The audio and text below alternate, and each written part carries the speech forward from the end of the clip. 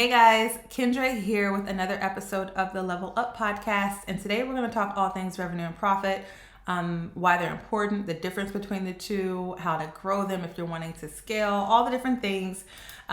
First things first, though, I want to mention to follow along on Instagram. So I love answering your questions and your comments that you have on Instagram. They have this new feature now where you can actually reply to like IG Reels with a video. So that's pretty fun. So definitely follow along at the Finance Femme on IG and also on our YouTube page as well. So we're putting up our content on YouTube. So definitely follow along there and leave questions, comments, and we can continue the engagement there. You'll also be able to see our prior episode, which is called When Is It Worth Hiring Someone to Manage Your Money? So that is for those of you who don't know if you need a general bookkeeper, a specialized bookkeeper, a CFO, an accountant. You don't know the differences. You don't know when you need them. I gave some very tangible examples of when you should hire, who they are, what they do. So definitely check out that episode, whether you're listening to it on a podcast or whether you are watching it on our YouTube channel. So before I actually dive into the meat and potatoes of this particular episode, allow me to reintroduce myself, especially as we have some new followers and friends to the Finance Femme page, or the Finance Femme company. So my name is Kendra James-Anderson, as I mentioned. I am the founder and the CEO of the Finance Femme, but before and above all of that, I am a wife and I'm a mom. I am the wife to my amazing wife, Ashley. And I'm a mom to the most amazing little boy, Carter. I have a background in corporate finance and accounting. I got my degree from Clemson University. And that's where my love for corporate finance started, was with my degree there. But I really grew in understanding with getting actual experience by climbing the corporate ladder for over a decade in corporate finance. And I, supported CFOs of really huge corporations like GE. I sat in boardroom meetings hundreds of times and saw the types of conversations that CEOs and CFOs and members of the C-suite had. I saw the topics that were important to them. I saw the metrics, the KPIs, the measurable and non-measurable data that mattered to them. And I create that experience now for my clients. So my clients are CEOs in their business. They bring me on as their CFO. And we have business discussions that talk about these very same topics that these huge corporations have. And it's really about what matters to them in their particular business. We don't sit and talk fluff in our meetings. We talk business, which I love. We talk about all the things that matter to the growth in their business. So sometimes it is financial numbers. Sometimes it's non-measurables. Sometimes it's operational numbers. Sometimes it's goals, like selling the business or positioning your business so that you work less hours. Me, as a new-ish mom, my son is now 18 months, and as a business owner for like the past 6 or 7 years now, my goal is to build my firm so that I can work less and spend more time with my family. So I'm all about building a business that does not require me to operate daily. And that's what a lot of my clients want as well. They want something that is running and breathing on its own, that doesn't require them to tap into it every single day to operate. So yeah, that is a bit about me. But now let's hop into the details of this particular episode, all things revenue and profit.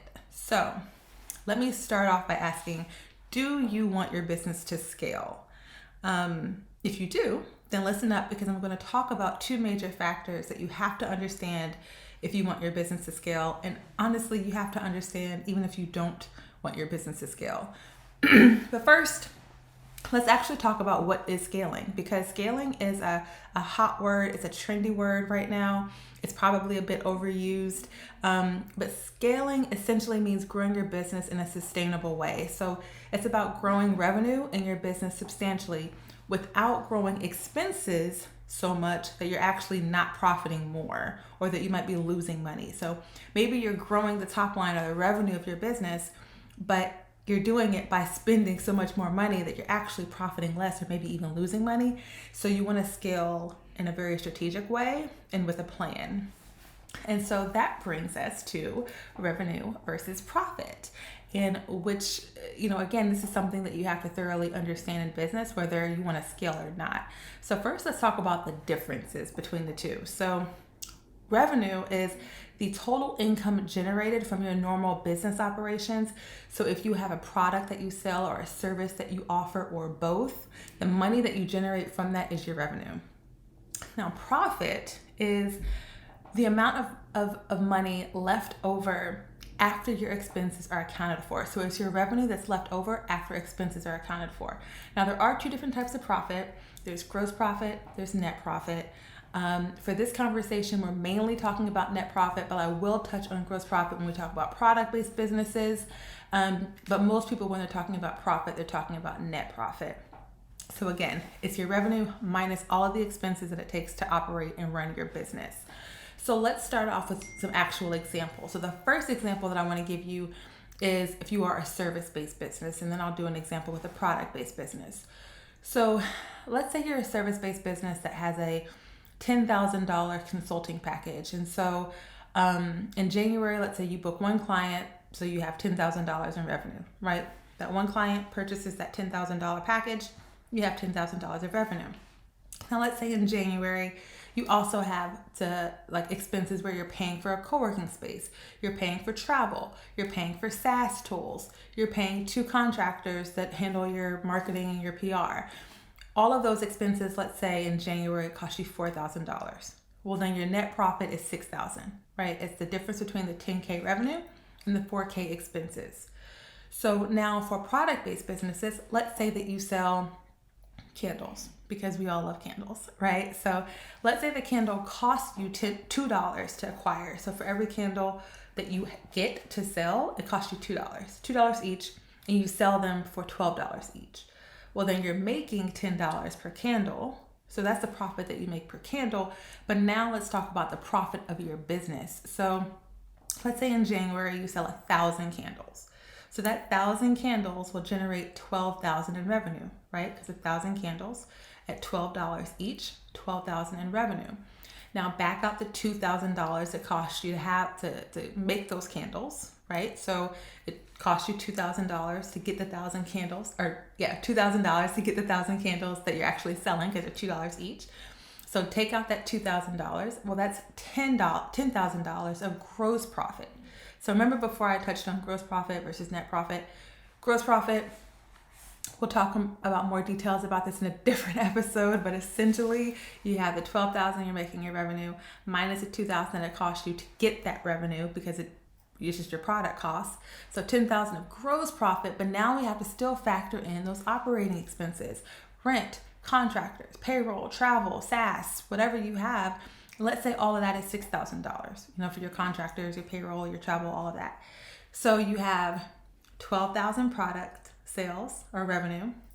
Then you're backing out the 2,000 it cost you to get the candles. And now you're also backing out the 6,000 of operating costs. So you're left with $4,000 of net profit, right? Which is the difference between that 12 and then 10 and then the 6K of expenses. So you can see that there's a lot of different things you have to factor in when you are a service-based or product-based business. The cost to actually carry out your product or your service, and also the cost to just operate your business. So one key reason why it's so important to know the difference between the two is because a lot of folks get so caught up in one that's actually the least important. The sexy one, the one that everyone on social media talks about currently, is revenue. So how often do we hear, a 6-figure launch, or I made $1 million this year in online course sales? 9 times out of 10, really 9.99 times out of 10, they're talking revenue. But what if I told you that course creator that made $1 million in sales spent $600,000 on ad spend? If they spent $600,000 on ad spend last year, and maybe they had an annual payroll of $400K to support their business, so their team to help them generate that $1 million and help them operate $400,000 in payroll. Well, then add in costs like rent and tech tools and travel and meals, and now guess what? That $1 million business actually lost money. They don't have profit. They have a loss, right? It was $1 million sold, $600,000 on ad spend to get that $1 million, $400,000 on people to support the business. And then you factor in those other things, like I said, like technology, travel, meals, rent, and you now at a loss. So it happens. It happens a lot. And so listen, sometimes a business has to take a loss. Sometimes it's actually part of the plan. But are they telling you that, right? Are they telling you, I made $1 million in sales and I took a loss of $50K that same year? Like, no, they're not, right? It's not so sexy. So you really need to fully understand these terms for your business. You can't create financial plans, forecasts, cash flow projections without understanding them. Not just for the definition of them, but how they're actually built and impacting your specific business. So it's not enough to just know what they mean, but you really have to know what it means for your business, like the details, the nitty-gritty of what it means for your business. So definitely check out the podcast that I have and the prior episode out about when is it worth hiring someone to manage your money, so that you can determine the best person to hire based on how much money you're making in your business. And that's going to help you know if you can bring on a CFO right now. They can help you with some of the nitty-gritty details as it relates to your revenue, profit, cash flow, all of that. And if you're generating over $150K in your business, then a virtual CFO or a fractional CFO is definitely something that's essential for guiding you through revenue and profit. So now that we have a definition and we understand the difference between revenue and profit, let's actually talk about why profits matter more, okay? So revenue is great, of course, but let's dive into why profits really do matter so much, and the ability to manage your profit and cash flow, which I'll discuss in another episode, but it matters more in the long run than your ability to make money. So remember, I always say when you first start a business, it's all about revenue and your ability to consistently bring in stable revenue. And that's because you're really trying to prove out your business. You're trying to prove that you have a viable business that the market actually wants. And that really is step one, because all business ideas are not businesses, right? All business ideas are not sustainable businesses. So first, you really do have to focus on revenue, and am I generating revenue? Do people actually really want this? And are they going to continue to want this? But once that money is consistently flowing in, now you have to focus on how you're operating that business. How much is it costing you to generate that income? If you're making $50K a month consistently, great. But is your bank account reflecting that? Now, of course, your bank account isn't going to go up by $50K each month. But your bank account going up, like, is it going up at all? Most months, like at all? If you're generating $50K each month and your bank account isn't increasing at all, you have a cash flow issue. And it's likely tied to your profit or your lack of profit. It can also be tied to things like debt, which again, I'll discuss in an episode regarding cash flow if you think that will be helpful. If so, let me know. Go over to YouTube and drop it in the comments, or on Instagram and drop it in the comments of a video, and I will definitely put together a cash flow and a debt episode on that. But back to my earlier example of like $1 million business, right? So $1 million business with over $1 million in expenses. Y'all, it happens more than you think. Like, while that might be okay for a short season, it's obviously not sustainable long term, because the business will run out of cash. Even if they're generating over $1 million in sales, they're spending more than they're earning. They're going to run out of cash. The business is going to shut down. So even if you have $200K in your bank, cash, if you're losing $20K a month, your doors are going to be closed in less than a year if you don't fix the problem. And oftentimes overspending isn't a quick fix. That's the thing. So think about it. If we're talking about businesses here, your highest expenses are usually people. And if you're a product-based business, then it's also your product. So if you sell those $12 candles and it costs you $2 to acquire each candle, are you going to be able to now get those candles for $1 without like negatively impacting the quality of the candle? Right? Or are you going to be able to reduce your payroll by 25% without negatively impacting operations? You can't just go like slicing and cutting costs left and right and it not impact your business. So really reducing overspending, again, it's not a quick and easy fix a lot of times. So just like in personal finance, I always say focus on the big leaks. So if you are trying to build your personal wealth and you want to have like more cash for investing and things like that, I always say this is not about your Starbucks habit. You can keep that $6 Frappuccino. Let's instead discuss your $6,000 Chanel. Okay. And no, not the one Chanel that you have, but the 17th Chanel that you just purchased for the year. And no, I'm not putting down people that have a handbag collection, because some of these folks have pieces that are actually appreciating over time. So that's not the point, but this is about figuring out what wealth means to you and what you're looking for. It's the same thing on the business side. So what does wealth or wealth for your established business look like? Does it look like grinding it out for a 7-figure launch just to actually have 10K of profit at the end of the day? Or does it look like strategically selling $500,000 of revenue and netting 300K of that in profit at the end of the day while working less? So think about it. How much does your business make currently? Think about how much your business is generating in a month or in a quarter or in a year, whatever is the easiest number for you to pull out. Think about that. Now, how much time and effort and energy is it taking for you to generate that amount? So let's just say that you're saying, oh, okay, I generate 20K a month and I work like a dog for 20K a month. Okay, well, triple your revenue. So now if you're making, instead of 20K, you're making 60K.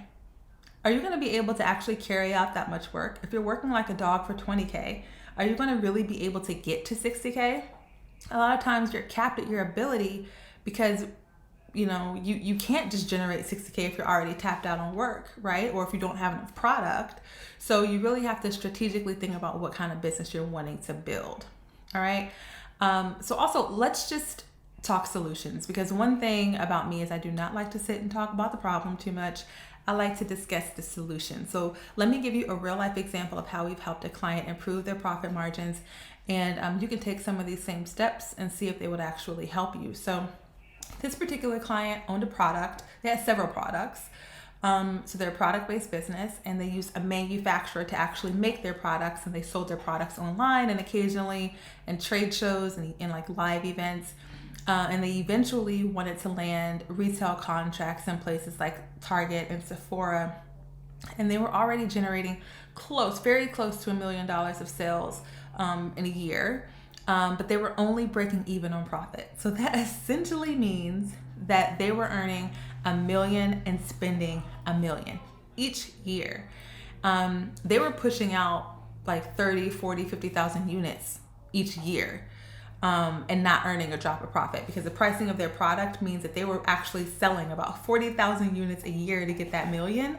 But they weren't earning any profit. How much work does it take to push out 40,000 units in a year and you're not actually turning a profit? That can hurt.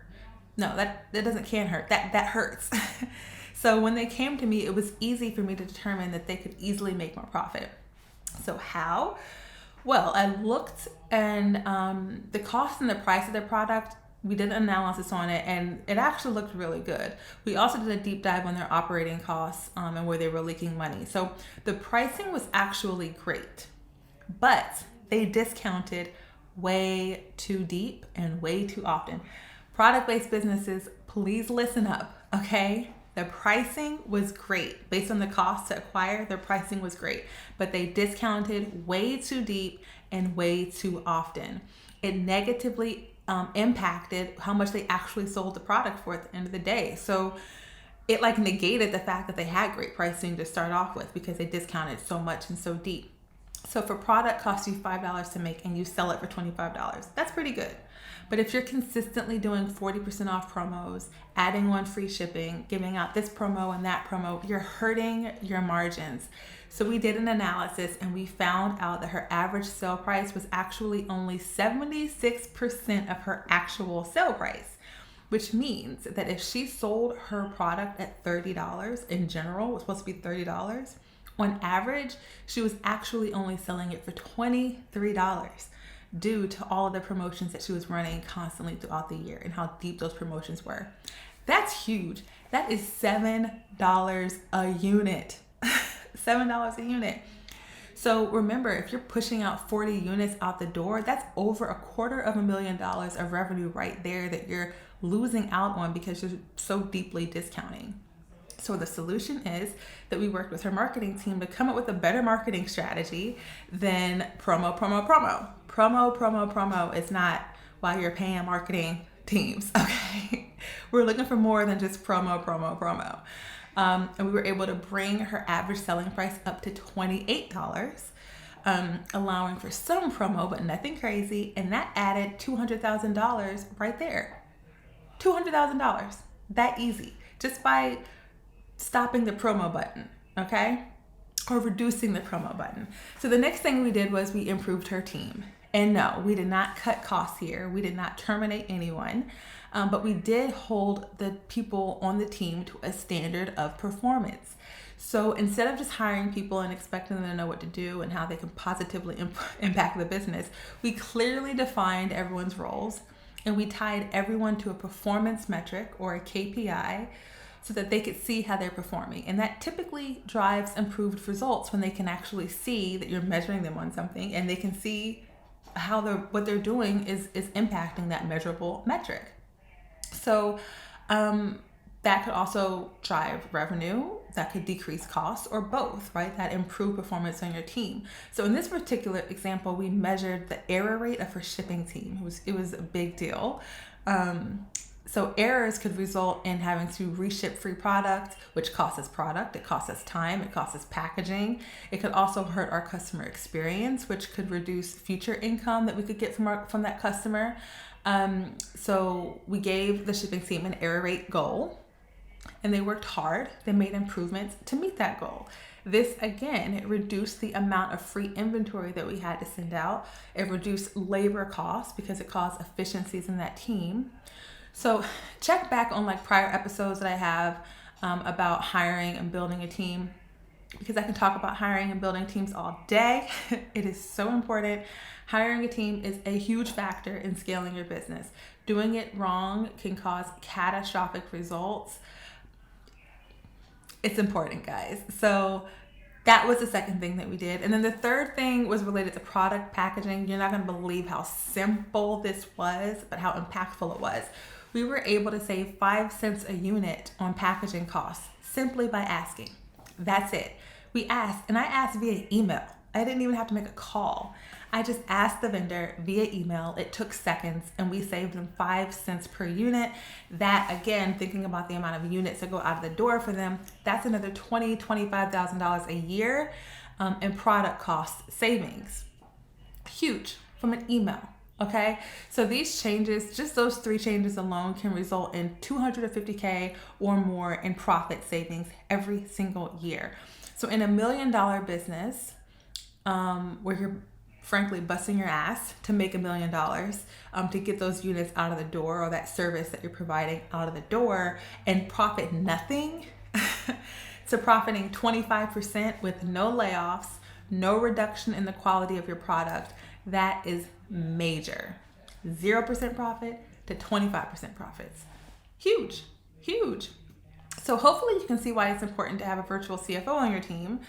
Someone that can find those gaps, provide actionable guidance for improvements. You're really costing your business so much more by not having a virtual CFO on your team. That client saved over $1 million or over $250,000 or more each year, right? This is not just a one-time thing, right? This is each year, and they are definitely paying us less than that in consulting fees every year, considerably less. So even our higher ticket clients, though, we've had clients that have paid us over $5,000 a month in services, which is over $60,000 a year, but we've saved them almost $500,000 a year due to our strategies and the savings to their profit and the savings to their tax bill.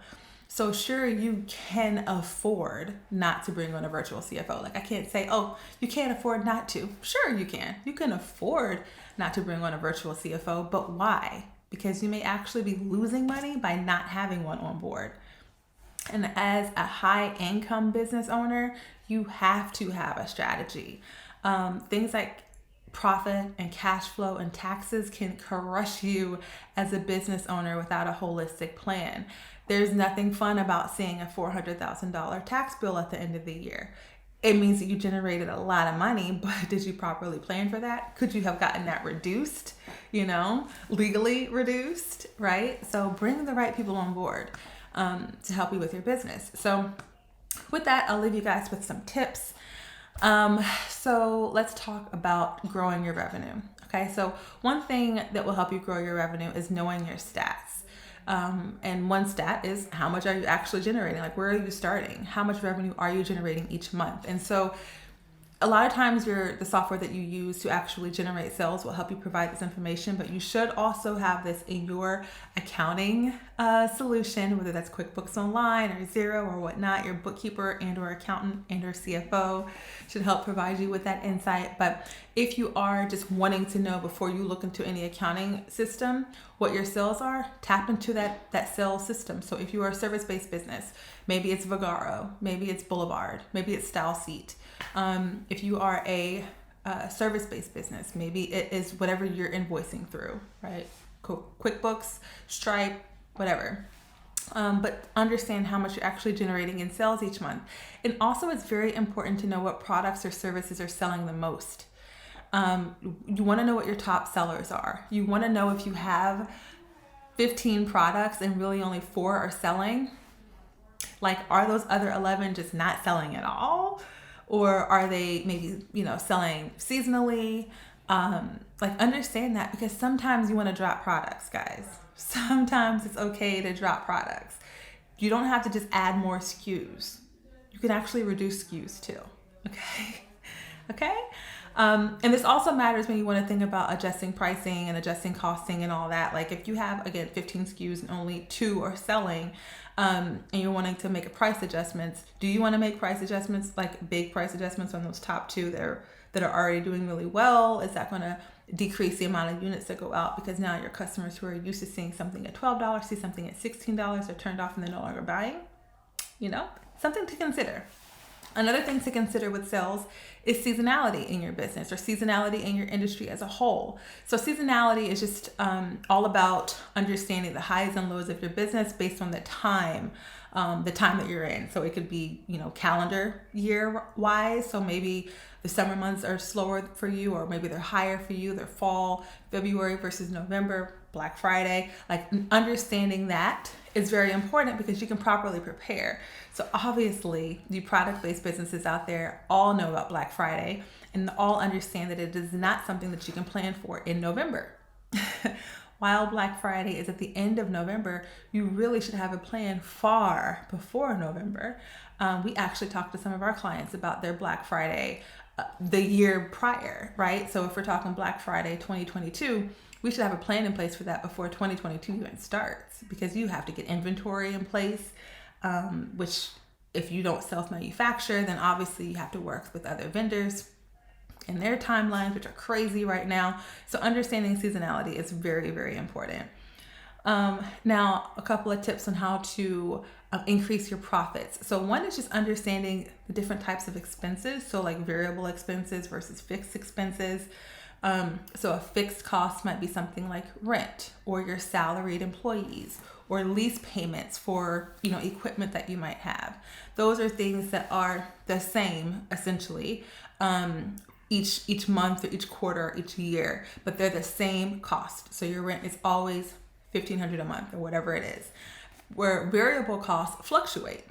So think of like utilities that are based on usage. So maybe your electricity bill is based on how much you're actually using. So it might be $117 this month, and then $214 next month, and then $312 the following month. It's variable. It's a little harder.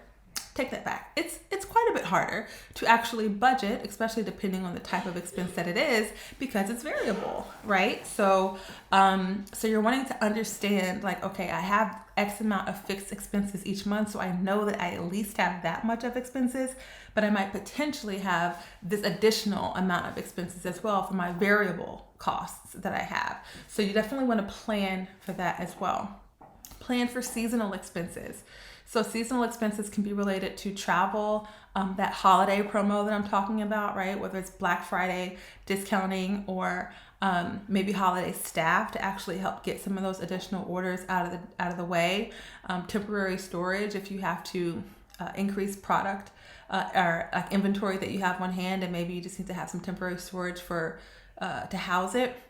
So there could be some seasonal expenses you want to consider as well. So when you're thinking and listing out your different costs, don't just think about today, think about the next 12 months, because typically in a 12-month time frame, you're kind of hitting all the different seasons. So think in advance, because some things are only quarterly, some things are only one month out of the year. So definitely think about it long term. And just prioritize your expenses, right? You want to think about expenses in terms of the return that you're getting from those expenses. And ROI, or return on investment, is not always a dollar, right? It's not always dollar based. So it's not always like a Facebook ad where I'm going to spend $1 and I'm going to generate $5. It might be time. Time is one hell of a resource, and it's very important. And so it might be that you are bringing on an assistant at $15 an hour to do 5 hours of work, something that would take you 5 hours of work to do, and your billable rate or whatever your equivalent might be $60, $70 an hour. So it makes sense to bring on that assistant to do that work. So you really want to focus and understand your expenses, all of them, variable, fixed, seasonal, all of those, and rank them and understand the return that you're getting from them. That's going to help you if you have to cut costs for the sake of improving your profit. You don't always have to cut costs in order to get more profit. You don't always have to generate more income in order to get more profit. So hopefully the information that I've shared with you here on this episode helps you better understand the difference between revenue and profit, why profit is more important than revenue, and some different things that you can do to actually impact your revenue, growing your revenue, and that you can impact your profits by growing your profits and better understanding your expenses. And again, I highly recommend that you work with someone to help you understand these things in your business if you are at that level. So again, take a listen to that last episode about how to know who to hire to manage your money. But if you are generating over a couple $100K of revenue in your business, it's probably about time to bring somebody on board to help you understand these things so that you can scale your business in a strategic way, because it does require hiring people. It does require having a deeper understanding of your inventory if you're a product-based business. It definitely requires understanding cash flow. It definitely requires understanding forecast of your future sales. Forecasting of your future sales. It requires that. And that's something that you need a specialized person to assist you with, which typically is a CFO to help you understand those things, plan those things, build those financial models. So hopefully this was helpful. Again, shoot over a message over on Instagram at the Finance Femme, or on our YouTube channel. You can definitely drop a comment there as well on our videos. Subscribe to the podcast. The easiest way to find the podcast is by going to your podcast platform of choice and searching Level Up Kendra, because there are a couple Level Up podcasts. But if you search Level Up and then my first name, which is Kendra, you will be able to find this podcast pretty easily. Follow us on Instagram again. And if you are a 20K per month or more earner in your business, then you definitely want to head over to thefinancefemme.com and see about our service offerings and see how we can potentially help you in your business. But until then, I will talk to you guys next time.